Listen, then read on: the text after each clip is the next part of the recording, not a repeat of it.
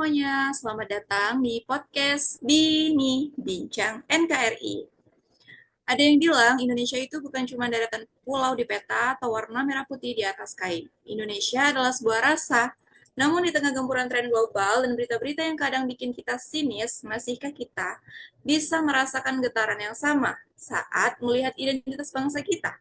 Hari ini kita akan membedah bagaimana peran Gen Z mulai dari pengamat sosial, influencer, hingga abdi negara dalam memotret harapan dan mewujudkan cinta tanah air dengan cara yang paling relevan.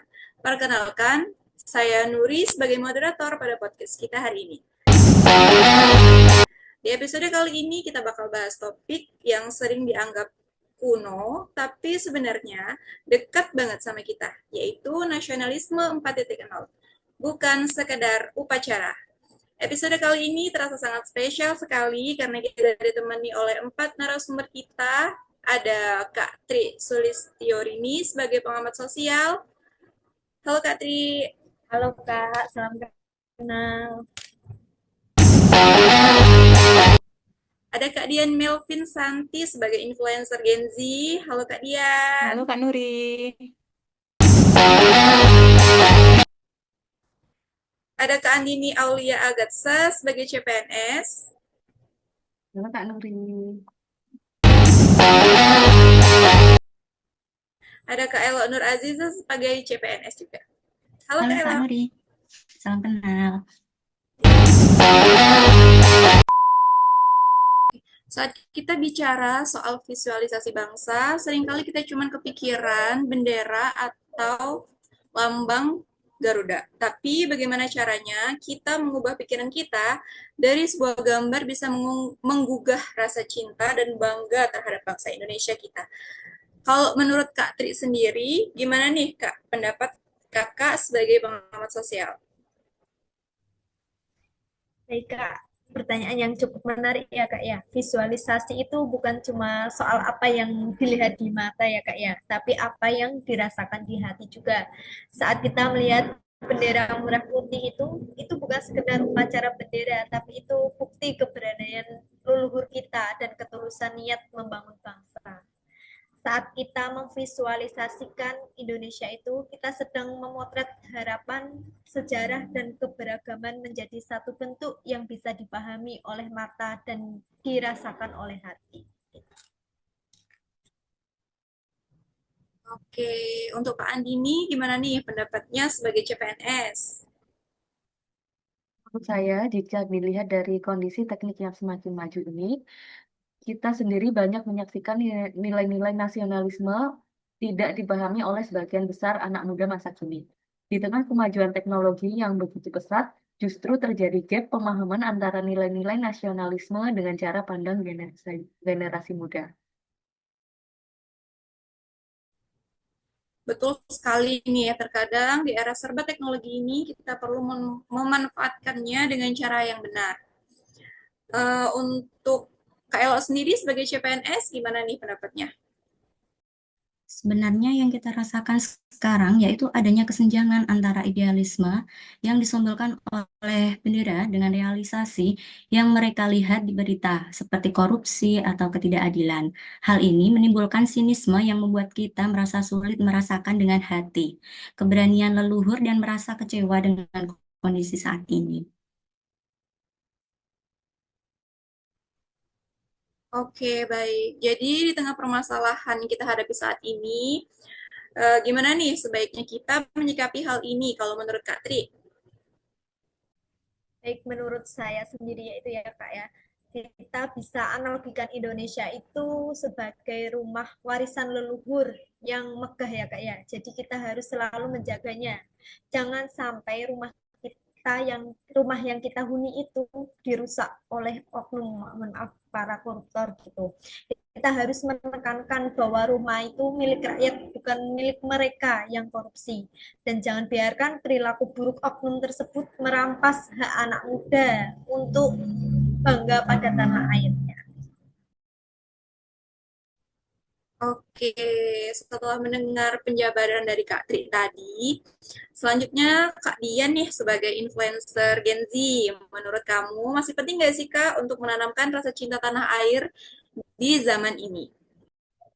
Kalau boleh jujur, kadang ngerasa biasa aja ya. Secara kita hidup di era global, semua serba luar negeri. Barang just tip dari luar negeri, jalan-jalan ke luar negeri, pokoknya baru keren kalau udah berlebar luar negeri.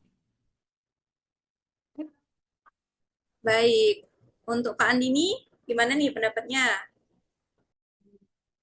Menurut saya, justru ketika kita sudah kenyang dengan label luar negeri, kita mulai menyadari bahwa keunikan lokal adalah kemewahan yang baru di mata dunia.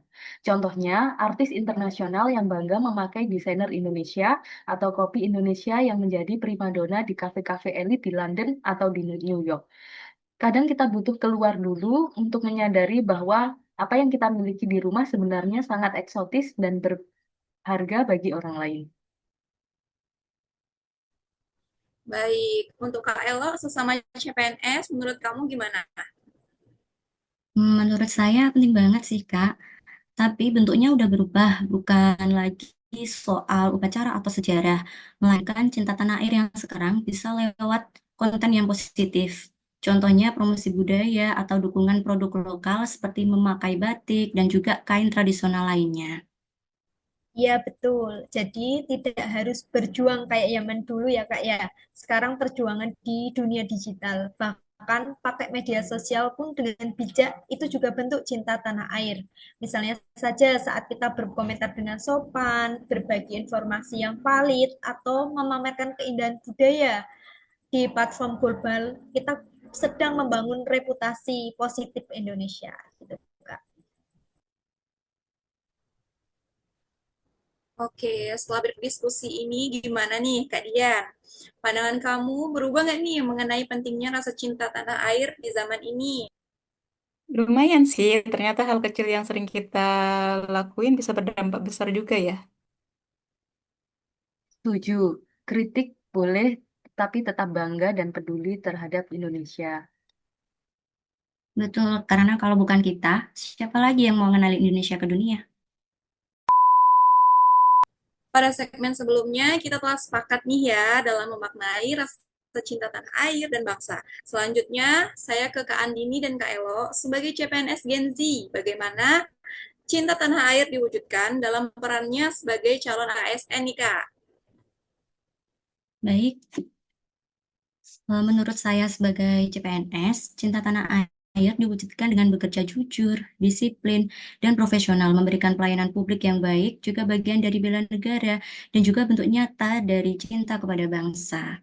Baik, menurut Kak Tri, peran ASN itu sepenting apa sih Kak?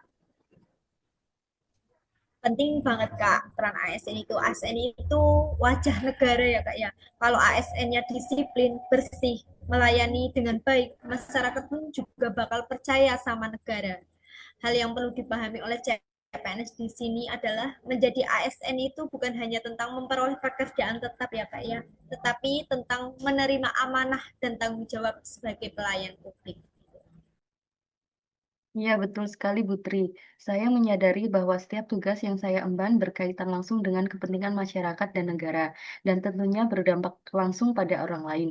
Dengan berani memulai inisiatif untuk kepentingan organisasi dan berusaha menjadi contoh yang baik untuk lingkungan sekitar.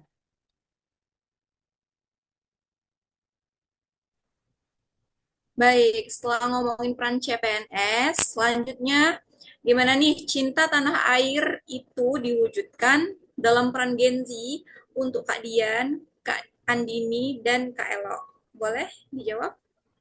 Menurut saya, bangga mempromosikan budaya lokal seperti membuat konten tentang keindahan alam Indonesia sebagai influencer Gen Z, kita punya kemampuan luar biasa dalam mengemas destinasi wisata lewat cinematic video atau vlog pendek. Misalnya, mengangkat hidden gems di pelosok Indonesia yang sebelumnya tidak terjamah. Ini pasti memicu arus para wisata domestik.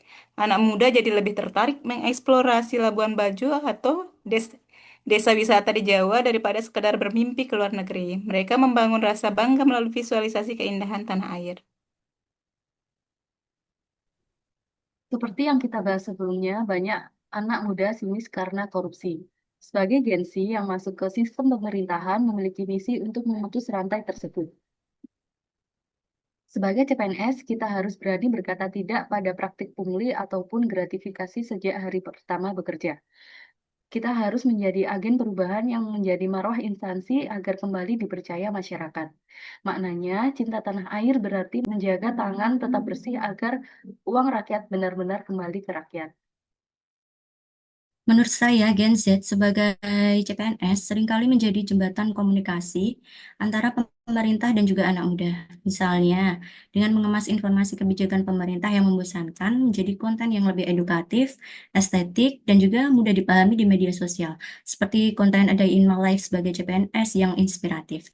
Hal tersebut mungkin dapat menghilangkan jarak antara pemerintah dan juga anak muda. Ketika masyarakat menjadi dekat dengan pelayan publiknya, rasa cinta terhadap negara juga akan tumbuh secara alami. Itu Wah, Kak. luar biasa diskusinya hari ini. Dan dari pembahasan yang kita bahas tadi, kita bisa lihat bahwa cinta tanah air dan bela negara itu bukan cuma soal upacara atau bendera, tapi juga tindakan nyata kita sehari-hari. Baik sebagai generasi muda, influencer, atau ASN, semua punya peran masing-masing untuk menjaga persatuan, membangun karakter bangsa, dan menghadapi tantangan era global. Semoga diskusi ini menjadi inspirasi bagi teman-teman semua untuk menjadi generasi yang bangga berbangsa, peduli terhadap sesama, dan siap menjaga Indonesia di era global.